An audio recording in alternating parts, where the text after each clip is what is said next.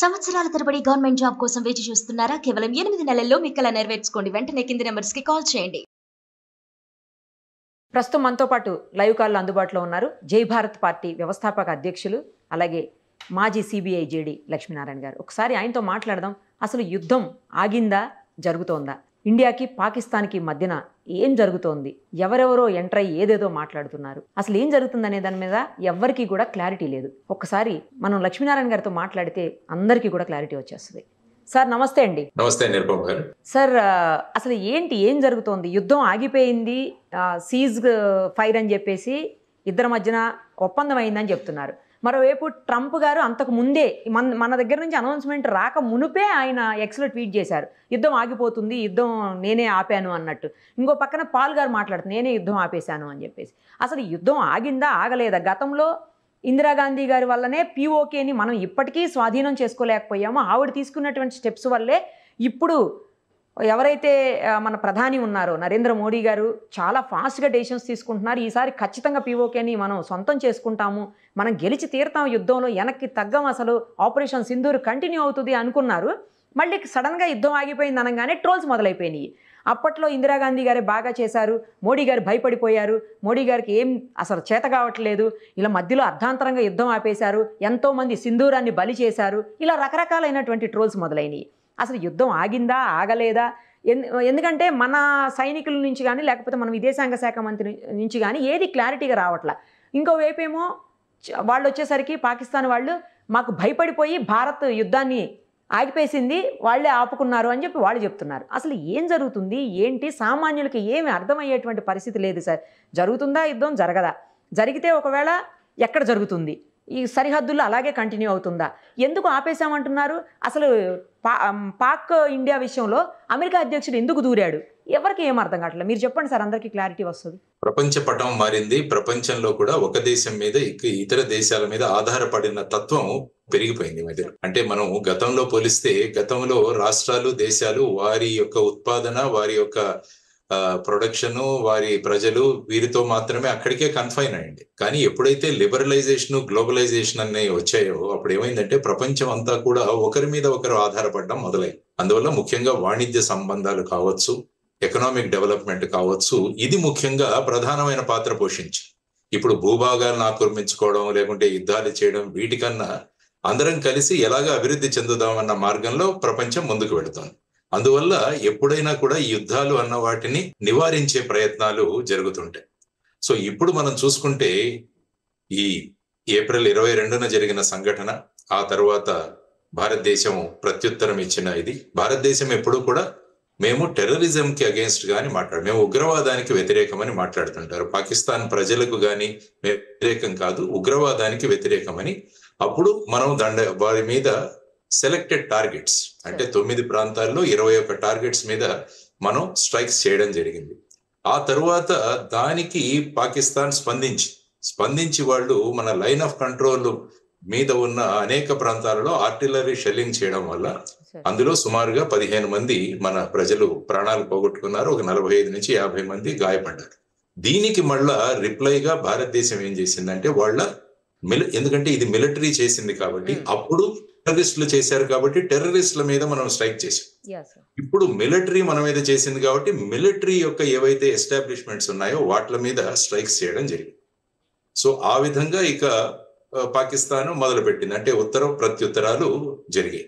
ఆ తరువాత ఎప్పుడైతే 2 న్యూక్లియర్ దేశాల మధ్య ఈ విధంగా విభేదాలు రావడం అన్నది ప్రపంచంలో మొదటిసారి. ఇంతకు ముందు ఎప్పుడు కూడా 2 న్యూక్లియర్ వెపన్స్ ఉన్న దేశాలు కొట్టుకోలేదు. అంటే ఫర్ ఎగ్జాంపుల్ చైనా, భారతదేశం చూసినా ఇంతకు ముందు మీరు చూసుకుంటే 2018 తర్వాత గల్వాన్ లో జరిగిన ఇవన్నీ చూసుకున్నా కూడా అక్కడ కూడా 2 న్యూక్లియర్ పవర్స్ ఉన్న 2 దేశాలు. ఇప్పుడు చూసుకుంటే పాకిస్తాన్ మరియు భారతదేశం, ఇవి కూడా 2 న్యూక్లియర్ పవర్స్. కాబట్టి ప్రపంచం ఎక్కడా కూడా న్యూక్లియర్ వెపన్స్ అన్నవి వాడపడకూడదు అన్నది ఒకటి. ఎందుకంటే దాని విధ్వంసం చాలా ఎక్కువగా ఉంటుంది. అందుకనే ఈ విధంగా భారత పాకిస్తాన్ మధ్య ఈ ఉత్తర ప్రత్యుత్తరాలు మొదలవగానే అనేక దేశాలు మేము మధ్యవర్తిత్వం చేస్తామని ముందుకొచ్చి, మీరు చూసుకుంటే ఖతార్ కావచ్చు, లేకుంటే సౌదీ అరేబియా కావచ్చు, లేకుంటే అమెరికా కావచ్చు. సో ఈ దేశాలన్నీ కూడా మేము వీటిని ఎస్కలేట్ చేయకండి, డీఎస్కలేట్ చేయండి, మీరు కూర్చొని మాట్లాడండి అని చెప్పిన సందర్భాలు చాలా ఉన్నాయి. సో ఇటువంటి పరిస్థితులలో మరి ఏ నిర్ణయం తీసుకోవాలన్నది చాలా ముఖ్యం. ముఖ్యంగా మీరు మాట్లాడినట్టు ట్రంప్ గారు కూడా మొదటి నుంచి భారతదేశం పహల్గావ్ జరిగిన సంఘటన ఏదైతే ఉందో దానికి భారతదేశం సెల్ఫ్ డిఫెన్స్ చేసుకోవచ్చు అని ఆయన మాట్లాడారు. తర్వాత ఒక 2 రోజులకి భారత్ పాకిస్తాన్ ఈ రెండు కూడా మాకు స్నేహపూరితమైన దేశాలు అన్నారు. ఆ తరువాత మళ్ళా ఆయన స్ట్రాంగెస్ట్ కంట్రీస్ అని అన్నాడు ఆయనే. మళ్ళీ స్ట్రాంగెస్ట్ కంట్రీస్ కావాలంటే ఈ రెండిటికి నేను మధ్యస్థిత్వం చేస్తానని కూడా ఆయన. అదే విధంగా వైస్ ప్రెసిడెంట్ జే వాన్స్ గారు కూడా మాట్లాడడం జరిగింది. సో ఈ విధమైన పరిస్థితులలో ఇప్పుడు ఏం చేయాలి అని ఆయన మొన్న ట్వీట్ చేయడం జరిగింది. ట్వీట్ చేసిన తర్వాత మేము మాట్లాడాము, ఎందుకంటే వాళ్ళ సెక్రటరీ ఆఫ్ స్టేట్ రూబియో గారు కూడా మన ఎక్స్టర్నల్ అఫైర్స్ మినిస్టర్ వారితో కాంటాక్ట్ లో ఉన్నారు. ఆ తర్వాత భారతదేశం కూడా ఇంటర్నేషనల్ లెవెల్లో పాకిస్తాన్ యొక్క ఉగ్రవాదాన్ని మనం తీసుకెళ్ళాం. ఇవన్నీ జరిగిన తర్వాత పాకిస్తాన్ యొక్క డైరెక్టర్ జనరల్ మిలిటరీ ఆపరేషన్స్ వారు మన director general of military operations తో మాట్లాడి వారు ఇక 5 గంటలకు సీజ్ ఫైర్ చేయాలి అన్న ఒక నిర్ణయం తీసుకున్నాము, మేము ముందున్నాము అని చెప్పేసి అంటే మన వాళ్ళు కూడా స్పందించి 5 గంటల నుంచి దీన్ని మొదలు పెడదాము అన్నది. కానీ మళ్ళా 2-3 గంటల్లోనే పాకిస్తాన్ మళ్ళా ఈ విధమైన కవ్వింపు చర్యలకు మొదలుపెట్టింది. ఈ మధ్యలో ఏంటంటే చైనా యొక్క భూమికి ఒకసారి మనం చూడాలి. చైనా ఎక్కడ కూడా ఇంతవరకు ఓపెన్ గా మాట్లాడలేదు. కానీ మొట్టమొదటిసారిగా ఈ సీజ్ ఫైర్ ప్రకటనలు వచ్చిన తర్వాత చైనా వారు మాట్లాడారు ఏంటంటే పాకిస్తాన్ యొక్క సార్వభౌమత్వానికి ఎక్కడైనా ఇబ్బంది కలిగితే మేము చైనాతో ఉంటామని వాళ్ళు మాట్లాడారు. ఆ తర్వాత ఈ కవ్వింపు చర్యలు మొదలయ్యాయి. దాని ముందు ఒక్కసారి మీరు చూసుకుంటే ఇంటర్నేషనల్ మానిటరీ ఫండ్ లో పాకిస్తాన్ కి వాళ్లకు 2.5 బిలియన్లు ఇవ్వకండి అని చెప్పి భారతదేశం చాలా గట్టిగా పోరాటం చేసింది.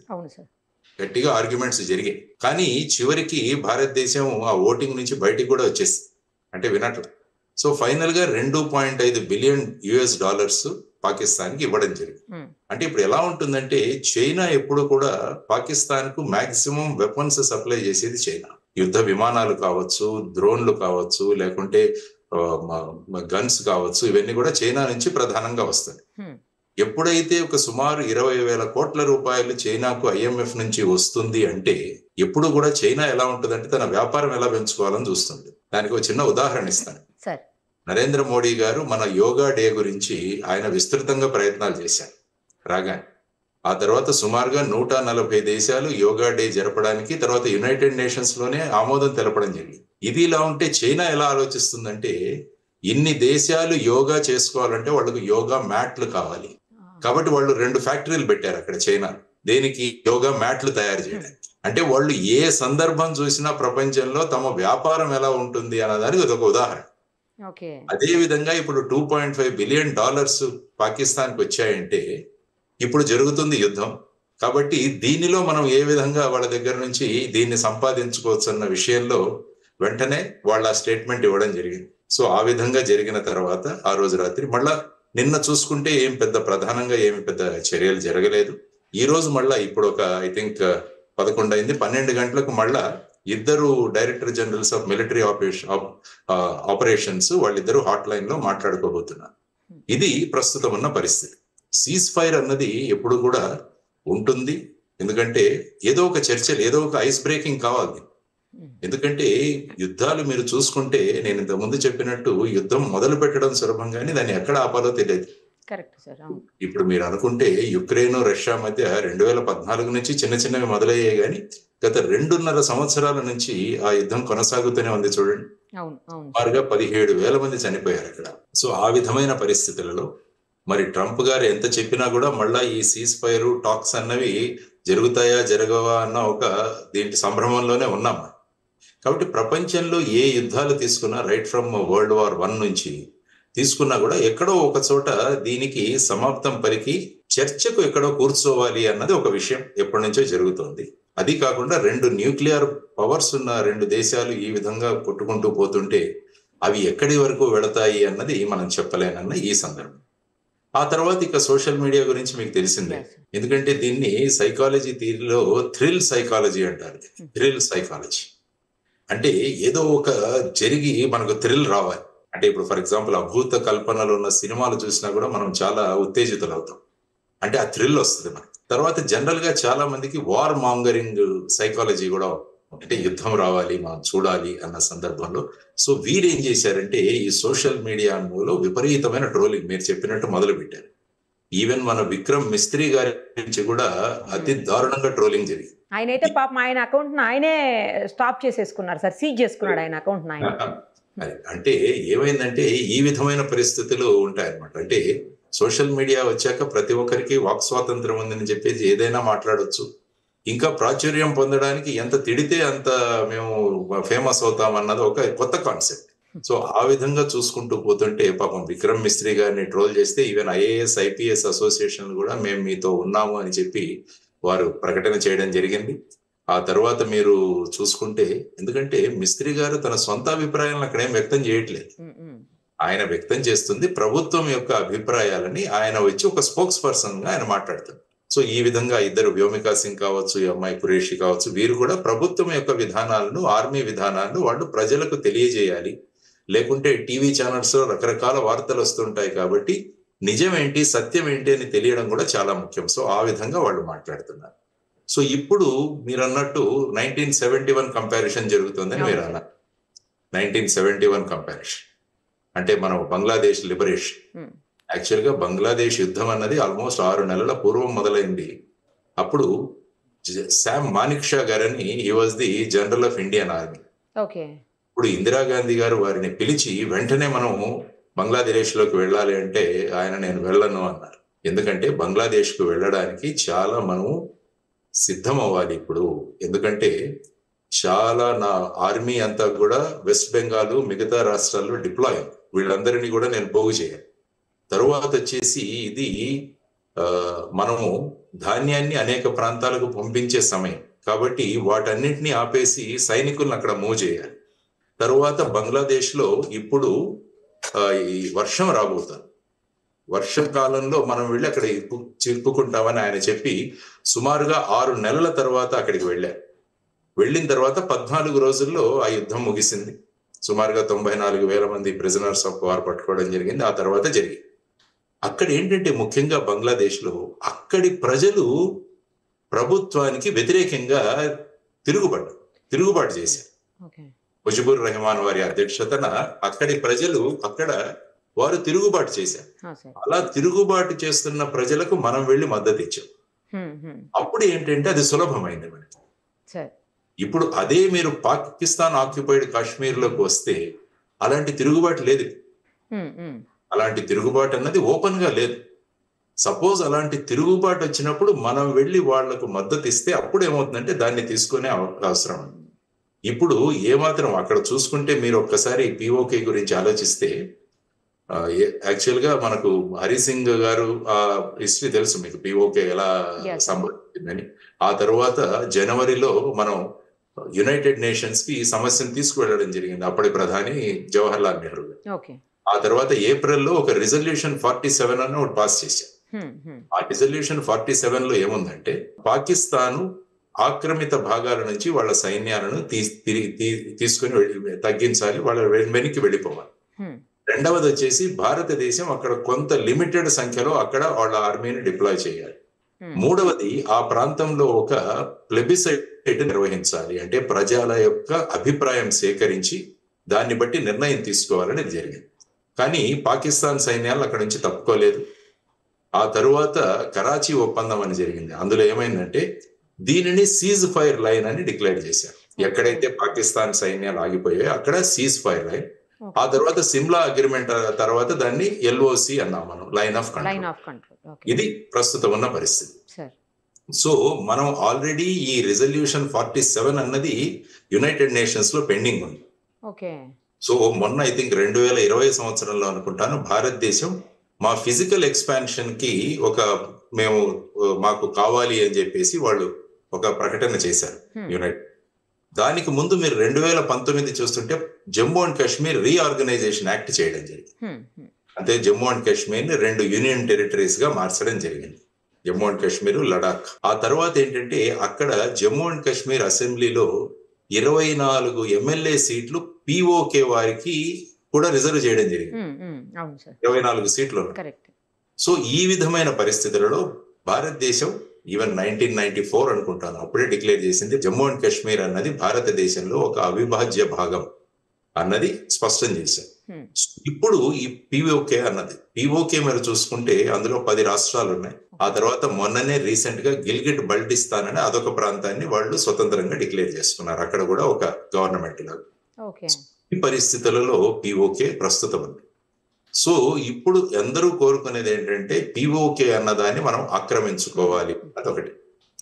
నిన్న ప్రధానమంత్రి మోడీ గారు మాట్లాడుతూ ఏమన్నారంటే భారతదేశానికి ఎవరైతే ఉగ్రవాదులు కావాలో వారిని అప్పజెప్పాలి, తర్వాత పాక్ ఆక్యుపైడ్ కాశ్మీర్ ని వాళ్ళు మాకు తిరిగి ఇవ్వాలి. ఆయన అన్నది తిరిగి ఇవ్వాలి, టెర్రరిస్టులను మాకు అప్పజెప్పాలి. ఎందుకంటే భారతదేశ యుద్ధ నీతిలో నో ఫస్ట్ అటాక్ అన్నది ఉంటుంది. భారతదేశం మనం ఎప్పుడు కూడా ఫస్ట్ అటాక్ చేయము, చేస్తే దానికి రిప్లై ఇస్తాం. ఇప్పుడు వాళ్ళు చేసిన దానికి మనం రిప్లైలు ఇచ్చుకుంటూ వెళుతున్నాం. సో ఇప్పుడు చాలా మంది కోరుకునేది ఏంటంటే ఈ థ్రిల్ సైకాలజీ మరియు వార్ మాంగరింగ్ వాళ్ళంతా కూడా ఇది సరి అయిన అదను పాకిస్తాన్ ఆక్యుపైడ్ కాశ్మీర్ చేసుకోవడానికి అన్నది. ఇప్పుడు ఎప్పటి వరకైతే మనం ఉగ్రవాదానికి వ్యతిరేకంగా పాకిస్తాన్ చర్యలకు ప్రతిచర్యలు చేసుకుంటూ పోతున్నంత వరకు మిగతా దేశాలు ఏమీ మాట్లాడట్లేదు. ఒక భూభాగాన్ని ఆక్రమించుకుంటున్నాము అంటే అప్పుడు టోటల్ జియో పొలిటిక్స్ ఎలా ఉంటాయో మనకు తెలియదు. ఒక్క ఉదాహరణ మీకు ఇస్తాను. చైనా తైవాన్ ని ఆక్యుపై చేసుకోవాలని అనేక సంవత్సరాల నుంచి ప్రయత్నం చేస్తుంది. ఇప్పటికీ తైవాన్ ని తన ఆధీనంలోకి తీసుకోలేకపోయింది. ఎందుకంటే తైవాన్ కి యుఎస్ఏ సపోర్ట్ ఇస్తుంది, అమెరికా సపోర్ట్ ఇస్తుంది. సో ఇప్పుడు చైనా వాళ్ళు ఏం చేస్తారు, ఫర్ ఎగ్జాంపుల్ పిఓకే మీద మేము దాడులు చేయాలంటే వెంటనే చైనా దిగుతుంది. ఎందుకంటే చైనాకు పిఓకే మీద చాలా ఇంట్రెస్ట్ ఉంది. ఎందుకంటే ఇప్పుడు మీరు చూసుకుంటే పాకిస్తాన్ చైనా ఒక మ్యానుఫ్యాక్చరింగ్ హబ్. దాని అక్కడి నుంచి అమెరికాకు గాని మిగతా దేశాలకు పంపించాలంటే వాళ్ళు చుట్టూ సముద్ర మార్గంలోకి వెళ్ళాలి. అదే గనుక ఇప్పుడు పిఓకే నుంచి వాళ్ళు డైరెక్ట్ గా రోడ్ గనక కరాచీ మరియు గోడార్ అన్న సీపోర్ట్ గనక రోడ్డు వేసుకుంటే డైరెక్ట్ గా ఇండియన్ ఓషన్ కి వాళ్లకు యాక్సెస్ దొరుకుతుంది. మనకి హిల్స్ మౌంటైన్స్ ఈ హిమాలయాస్ కూడా చాలా వరకు ఆపుతాయేమో కదా సార్ పాకిస్తాన్. ఎందుకంటే మీరు పిఓకే ఒక్కసారి చూస్తే మన వైపు నుంచి పిఓకేకి వెళ్ళడం చాలా కష్టం. అదే పిఓకే నుంచి పాకిస్తాన్ నుంచి సులభం. అందుకనే మీరు చూసుకుంటే కార్గిల్ యుద్ధంలో కూడా వాళ్ళు సులభంగా వచ్చి మన పోస్టులను ఆక్యుపై చేయగలిగారు. సో ఆ విధంగా ఇప్పుడు చైనా ఇంట్రెస్టెడ్. ఎందుకంటే చైనా పాకిస్తాన్ ఎకనామిక్ కారిడార్ అని ఒకటి ఏర్పాటు చేస్తున్నారు. అంటే పిఓకే మార్గంగా రూట్లు తయారు చేసి ఫైనల్ గా కరాచీ గ్వదార్ పోర్ట్లకు వెళ్లి అక్కడ నుంచి చైనా యొక్క మ్యానుఫ్యాక్చరింగ్ అంతా కూడా షిప్స్ లో పంపించాలన్నది వాళ్ళ ఇంట్రెస్ట్. అదే విధంగా బెల్ట్ అండ్ రోడ్ ఇనిషియేటివ్. ఎందుకంటే పిఓకే ఉందంటే అటు ఆఫ్ఘనిస్తాన్ వైపు మనం వెళ్ళొచ్చు, ఏషియాకు కూడా ఒక బ్రహ్మాండమైన మార్గం దొరుకుతుంది. సో వీటన్నిటి మీద చైనా ఆర్థిక వాళ్ళ చాలా ఇంట్రెస్ట్ ఉంది వాళ్ళు దాని మీద. సో ఎప్పుడైతే మనం పిఓకే మీద ఒక భూభాగాన్ని ఆక్రమించుకునే విధంగా వెళతామంటే అప్పుడున్న జియో పాలిటిక్స్ మారుతాయి. దేశాలు ఏ విధంగా స్పందిస్తాయి అన్న దాంట్లో కూడా మనకు గ్యారంటీ లేదు. ఇప్పటి వరకు ఉగ్రవాదం మీద చర్యలు తీసుకున్నంత వరకు ఎవరు మాట్లాడట్లేదు. తర్వాత పాకిస్తాన్ మిలిటరీ చేస్తున్న వాటి మీద మనం రిప్లై ఇస్తుంటే ఎవరు మాట్లాడట్లేదు. ఎక్కడ కూడా భూభాగాన్ని ఆక్రమించుకోవడం అన్న ఇది ఎక్కడా లేదు. ఎప్పుడైతే పిఓకేని మేము తీసుకుంటాము అంటే ఏమవుతుందంటే అప్పుడు మొదలవుతాయి మిగతా విషయాలు. సో వీటన్నిటి మీద ఆలోచించి ఆచితూచి అడుగులు వేయాల్సిన అవసరం. ఎందుకంటే ఇప్పటికే మన డిఫెన్స్ బడ్జెట్ లో 37% మనం జమ్మూ అండ్ కాశ్మీర్ మీద ఖర్చు పెడుతున్నాం. సో ఇప్పుడు ఇంకా ఇది మొదలైందంటే అయిపోతుంది. ఎందుకంటే ముఖ్యంగా మనం చేయాల్సింది ఏంటంటే పిఓకేలో పాకిస్తాన్కి విరుద్ధంగా జరుగుతున్న ఏవైతే ఆందోళనలు ఉన్నాయో వాటిని మనం ఎన్కాష్ చేసుకోవాలి. ఆ తరువాత మన కశ్మీర్ అసెంబ్లీ ఏదైతే ఉందో అందులో పిఓకే గవర్నమెంట్ ఇన్ ఎగ్జైల్ అని మనం కశ్మీర్ లో ఒక గవర్నమెంట్ ప్రారంభించాలి. ముందు చూసుకుంటే ఎల్టీటీ గవర్నమెంట్ ఇన్ ఎగ్జైల్ అని వాళ్ళు యూరోప్ లో ఉండేది. ఈ యాంటోనీ బాలసింగం అని ఆయన యూస్ టు హెడ్. సో అటువంటిది ఒకటి ఏర్పాటు చేయాలి. తర్వాత ఏదైతే ఈ పాకిస్తాన్కి వ్యతిరేకంగా ఏవైతే ఉద్యమాలు జరుగుతున్నాయో వాటన్నిటికీ కూడా మనం ఇంటర్నేషనల్ లెవెల్లో సపోర్ట్ ఇవ్వాలి. ఓకే. ఫర్ ఎగ్జాంపుల్ బలూచిస్తాన్ ఉంది. ఇప్పుడు బలూచిస్తాన్ కూడా పాకిస్తాన్ కన్నా చైనా చాలా ఇంట్రెస్టెడ్ అక్కడ, ఎందుకంటే వాళ్ళ బెల్ట్ అండ్ రోడ్ ఇనిషియేటివ్ అంతా కూడా బలూచిస్తాన్ లో వెళుతుంది. ఇప్పుడు మీరు చూసుకుంటే బలూచిస్తాన్ లిబరేషన్ ఆర్మీ చైనా 8 మంది ఇంజనీర్లను చంపేసింది రీసెంట్. కాబట్టి చైనా వాళ్ళు దిగుతారు అక్కడ రంగంలోకి. సో ఇటువంటి కాంప్లికేటెడ్ పరిస్థితులు మనకు పిఓకేలో ఉన్నాయన్నమాట. సో వీటన్నిటిని ఆలోచించి భారతదేశం స్ట్రాటజిక్, అందుకనే నరేంద్ర మోడీ గారు కూడా పాకిస్తాన్ పిఓకేని రిటర్న్ చేయాలి అన్న, ఉగ్రవాదుల్ని రిటర్న్ చేయాలి. మొన్న మీరు చూస్తే నేను కొన్ని రోజుల ముందు ఒక ట్వీట్ ఇచ్చాను. ఆ ట్వీట్ లో కూడా నేను చేసింది ఇదే.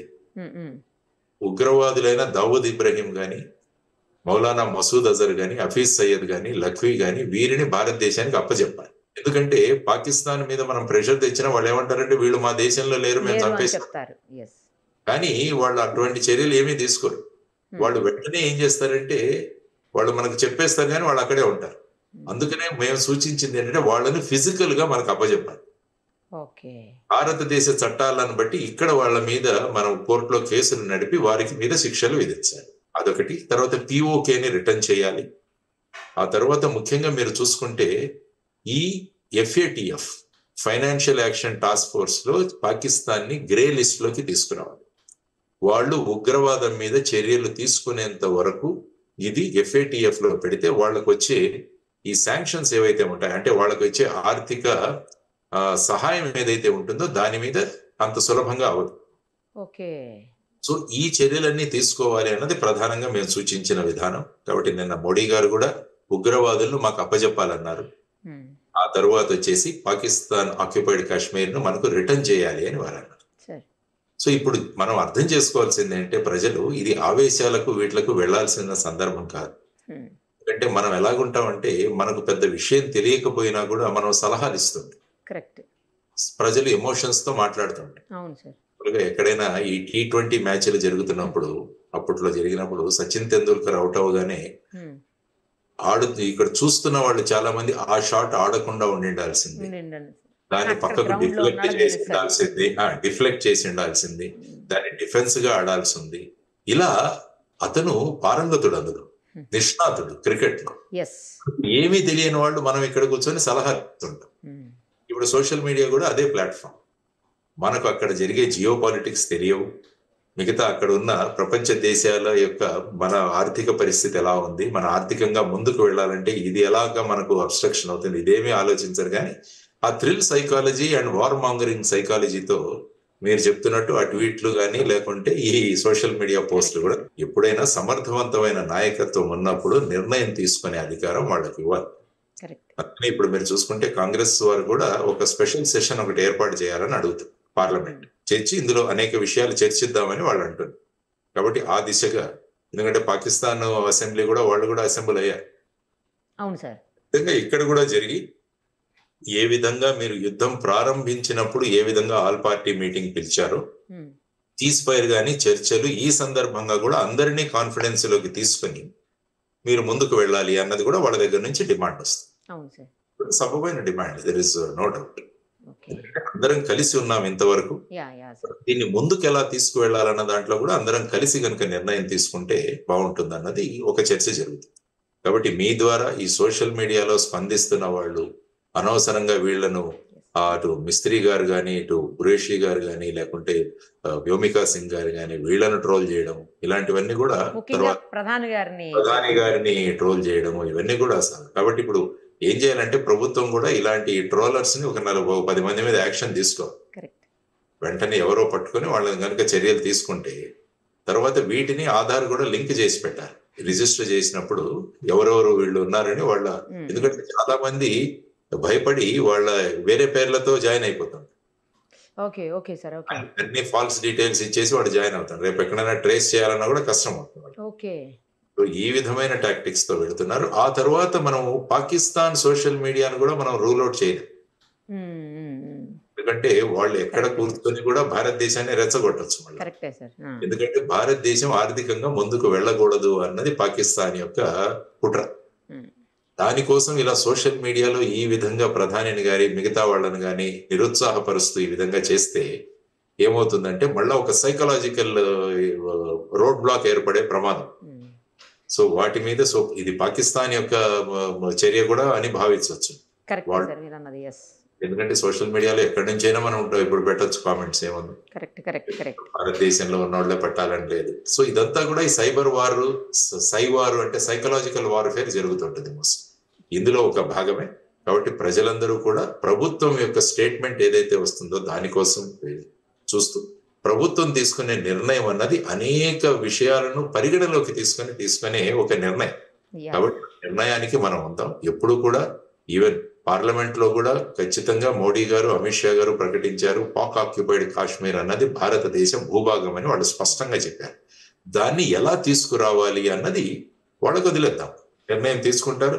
అందుకని 24 సీట్లు పిఓకేవి జమ్మూ అండ్ కాశ్మీర్ అసెంబ్లీలో వాళ్ళు ఇచ్చారు. అవును సార్. ఇవన్నీ తీసుకుంటే దాని వెనుక ఉద్దేశం ఏంటో మనకు తెలుస్తుంది. దాన్ని ఎలా తెచ్చుకోవాలి అన్నది మన స్ట్రాటజీ మీద ఆధారపడి.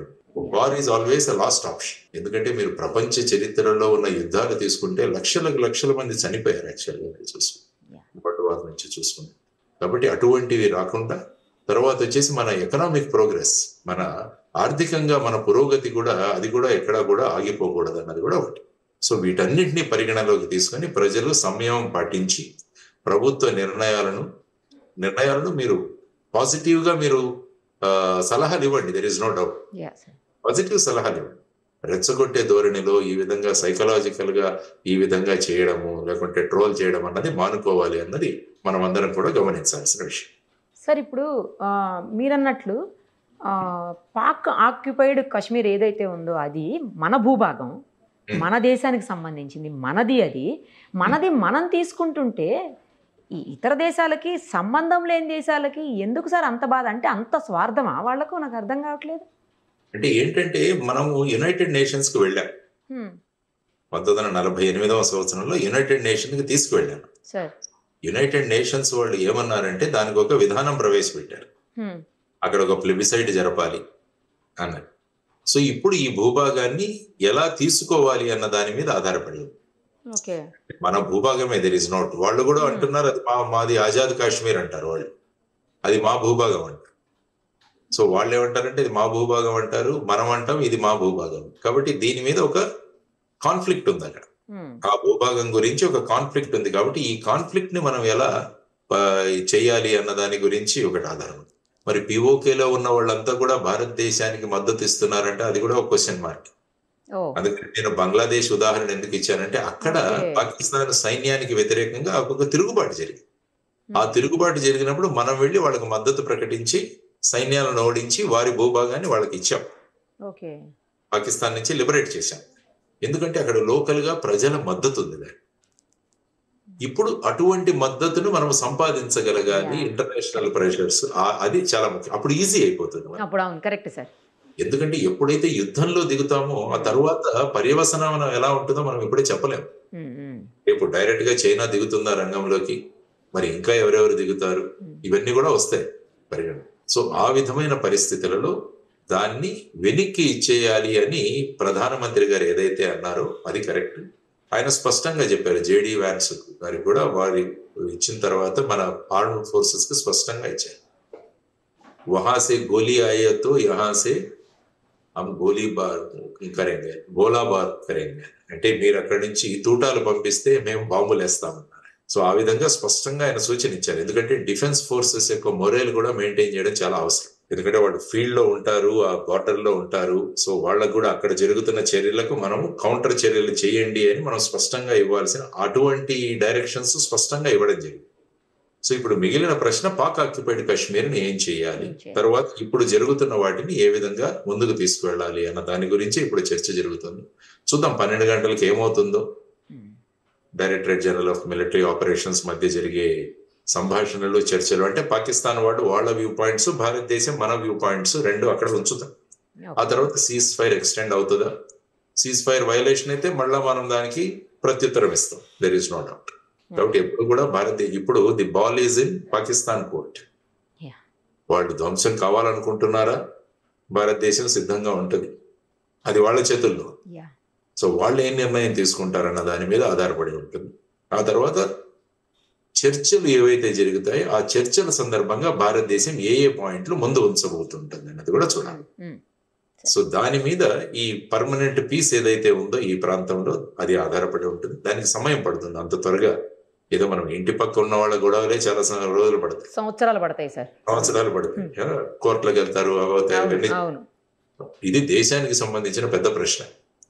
కాబట్టి ఈ ప్రశ్న 2 రోజుల్లో T20 క్రికెట్ మ్యాచ్ లాగా, లేదంటే IPL లాగా ఒక నెలలో అయిపోవాలి, 20 ఓవర్లో అయిపోవాలి అనుకుంటే కుదరదు. అంతా కూడా చర్చలు జరగాలి. అంతర్జాతీయంలో ఉన్న దేశాలన్నిటి కూడా వాటిలో మద్దతును కూడా కట్టుకోవాలి. ఆ తర్వాత లోకల్ ప్రజల యొక్క మద్దతును కూడా మనం కూడా కట్టుకోవాలి. ఎందుకంటే అక్కడ ఉగ్రవాద కార్యక్రమాలు చాలా జరుగుతున్నాయి. అక్కడ వాళ్ళు బేసిక్ గా POK ఉన్న ప్రజలను చాలా మందిని యాంటీ ఇండియన్ గా తయారు చేసి పెట్టున్నారు వాళ్ళు ఆల్రెడీ, వాళ్ళ యొక్క ఉనికి కోసం. వాళ్ళను మళ్ళా బ్రెయిన్ వాష్ చేసి మనం వాళ్ళను మళ్ళా మన సైడ్కి తెచ్చుకోవాలి. దానికి ప్రభుత్వం చేయాల్సింది ఏంటంటే కశ్మీర్ను బ్రహ్మాండంగా డెవలప్ చేయాలి. ఎప్పుడైతే కశ్మీర్ ప్రాంతం బ్రహ్మాండంగా అభివృద్ధి చెందుతుందో, అదే ప్రక్రియలో ఉన్నాం. అప్పుడు ఏమవుతుందంటే ఇక్కడ ఈర్ష్య మొదలవుతుంది POKలో ఉన్న వాళ్ళకి. వాళ్ళు ఇంత చక్కగా ఉన్నారు, మనం భారతదేశంలో వెళ్ళిపోతే బాగుంటుంది కదా అని ఒక్క బీజాన్ని మనం నాటాలి. అప్పుడు ఏమవుతుందంటే మనకు ఏ విధంగా బంగ్లాదేశ్ లో విప్లవం జరిగిందో ఆ విధంగా అక్కడ కూడా వాళ్ళు ఉద్యమిస్తున్నప్పుడు అప్పుడు మనం వాళ్ళకి సపోర్ట్ చేస్తే దాన్ని ఈజీగా మన భూభాగంలో కలుపుకోవడానికి ఆస్కారం. కాబట్టి ఈ విధమైన గేమ్ ప్లాన్ అన్నది భారతదేశం అమలు చేయాలన్నది మనం అనుకుంటున్న విషయం. సార్, ఇప్పుడు 1971లో వార్ జరిగినప్పుడు 1,00,000 మంది పైగా చనిపోయారని అంటున్నారు, నిజమేనా సార్? అది సోషల్ మీడియాలో వైరల్ అవుతుంది, కరెక్టేనా? 1,00,000 కాదు, సుమారుగా 15 లక్షల దాకా. ఎందుకంటే 6 నెలలు జరిగింది. 1,00,000 మంది సైనికులే చనిపోయారని అంటున్నారు సార్, నిజమా? యాక్చువల్గా మనం పట్టుకుంది సుమారుగా 94,000 మంది సైనికులను మనం తీసుకున్నాం. అక్కడ ఏంటంటే పాకిస్తాన్ జులుం చెలాయించింది. పాకిస్తాన్ జులుం చెలాయించింది, అక్కడ ప్రజలను చంపేసింది. సుమారుగా 1.5 మిలియన్ చనిపోయారని నేను అక్కడ చదివాను. చాలా మంది ఇటువైపు వచ్చేసారు. బంగ్లాదేశ్ ఈస్ట్ పాకిస్తాన్ వదిలేసి ఇటు సైడ్ భారతదేశానికి వచ్చిన వాళ్ళు, నార్త్ ఈస్ట్ కి వెళ్ళిపోయిన వాళ్ళు చాలా మంది ఉన్నారు. ఈ విధంగా చూసుకుంటే భారతదేశం అక్కడ ఉన్నది 14 రోజులు. 14 రోజులు భారతదేశం తర్వాత పాకిస్తాన్ సైన్యాలకు యుద్ధం జరిగింది. సో అందులో కూడా నష్టాలు జరిగాయి, దేర్ ఇస్ నో డౌట్. భారతదేశ సైన్యం ముందు నిలవలేక వారు సరెండర్ అయిపోయారు. అప్పుడు ఈస్ట్ పాకిస్తాన్ అంటే బంగ్లాదేశ్. ఇప్పుడు బంగ్లాదేశ్ పరిస్థితి చూస్తున్నాం మనం ఏంటో. మళ్ళీ వాళ్లే భారతదేశానికి విరుద్ధంగా మాట్లాడుతున్నారు. ఇది కూడా మళ్ళా Pakistan game plan. Pakistan China game plan ఇదంతా కూడా. ఎందుకంటే భారతదేశ చుట్టూ ఉన్న పరిసరాలను ఈ విధమైన గేమ్ ప్లాన్ తో భారతదేశానికి వ్యతిరేకంగా తయారు చేయాలన్నది వాళ్ళ గేమ్ ప్లాన్. ఈవెన్ శ్రీలంక చూసినా కూడా ఆ విధంగా తయారు చేసే ప్రయత్నాల్లో ఉన్నారు వీళ్ళంతా. సో ఇది కూడా మనం జాగ్రత్తగా హ్యాండిల్ చేయాలి. బికాస్ ఫస్ట్ మనం ఇంటి చుట్టుపక్కల ఉన్న వాళ్ళని మన ఫేవర్ గా తెచ్చుకోవాలి. ఆ తర్వాత ఇంటి గెలిచి కాబట్టి ఇంట గెలిచి రచ్చగెలవంటారు. కాబట్టి ముందు మన దగ్గర ఉన్న వాళ్ళందరినీ కూడా మన దీంట్లో తీసుకోవాల్సిన అవసరం ఉంది. ఆ విధంగా మన ప్రధానమంత్రి గారు కానీ, విదేశాంగ వ్యవహారాల మంత్రి కానీ వాళ్ళు ముందుకు తీసుకెళ్తున్నారు దేశాన్ని. సో ఆలోచించి వాళ్ళకు మద్దతుగా ఉందాం. కాబట్టి ఈ ట్రోలింగ్స్ ఇవన్నీ ఆపి ప్రభుత్వ నిర్ణయాలకు మనం మద్దతునిస్తూ ముందుకు వెళదామన్నది నా సూచన. ఎగ్జాక్ట్లీ సార్, చాలా కరెక్ట్గా చెప్పారు. చాలా విషయాల్ని స్పష్టంగా చెప్పారు. ఎందుకు POKని స్వాధీనం చేసుకునే పరిస్థితులు ప్రజెంట్ మనకు లేవు, ఎలాంటి సిచ్యుయేషన్స్లో చేసుకోగలుగుతాము, అసలు ఏం జరిగితే ఏం జరుగుతుంది, మొత్తం అంటే ప్రభుత్వ నిర్ణయం ఏం తీసుకుంటే ఏం జరుగుతుంది అనేది కూడా క్లియర్గా చెప్పారు సార్. బల్టిస్తాన్ అనేది ఒక మంచి ఆపర్చునిటీ సార్. గిల్గిట్ బల్టిస్తాన్ లో కూడా వాళ్ళు పాకిస్తాన్ తో రాజీ లేరు. కాబట్టి అక్కడ ఉన్న దాంట్లో అక్కడ ఉన్న వాళ్ళు, అందుకనే అంటున్నాను నేను, అక్కడ ఒక POK గవర్నమెంట్ ఇన్ ఎక్సైల్ అని మన వాళ్ళు మొదలు పెట్టారు. ఒక అజ్ఞాతంలో ఉన్న POK గవర్నమెంట్ అని చెప్పి ఇక్కడ మొదలు పెట్టారు. అక్కడ ఉన్న మన సింపథైజర్స్ ఇక్కడ తీసుకొచ్చి వాళ్ళని కూర్చోబెట్టాలి ఆ గవర్నమెంట్ లో. అంటే అక్కడ ఉన్న వాళ్ళకి ఆశ చిగురిస్తుంది, ఓహో ఇండియాలో కూడా మన వాళ్ళు ఉన్నారు, అక్కడ మన గవర్నమెంట్ వస్తే బాగుంటుంది కదా అని ఒక కోరికను మనం వాళ్ళలో బీజం నాటాలి. కరెక్ట్ సార్, కరెక్ట్ చెప్పారు. అప్పుడు ఏమందంటే కశ్మీరు డెవలప్మెంట్ చూసి అక్కడ యువతరం కూడా మనం గనక భారతదేశంలోకి వెళ్ళిపోతే మనం కూడా అంత చక్కగా అభివృద్ధి చెందుతామన్న భావాలు వచ్చి వాళ్ళు కూడా మన సైడ్కి వస్తారు. సో ఈ విధంగా వాళ్ళందరినీ కూడా మన సైడ్ తీసుకుంటే యుద్ధం లేకుండానే వాళ్ళని మనం తీసేసుకోవచ్చు. ఆ విధమైన స్ట్రాటజీ అయితే ఉంటుందని నా అభిప్రాయం. పర్ఫెక్ట్ చెప్పారు సార్, థ్యాంక్ యూ సార్. చాలా క్లారిటీగా చెప్పారు. నాకు తెలిసి ఈ వీడియో చూస్తే ఉన్న డౌట్స్ అన్నీ క్లియర్ అయిపోతాయి సార్. మన ఇండియాకి పాకిస్తాన్కి మధ్యన ఏం జరిగింది, ఏం జరుగుతుంది, యుద్ధం ఆగిందా ఆగలేదా, అసలు అన్ని డౌట్స్ క్లారిఫై అయిపోతాయి sir. Thank you sir, thank you so much, thank you.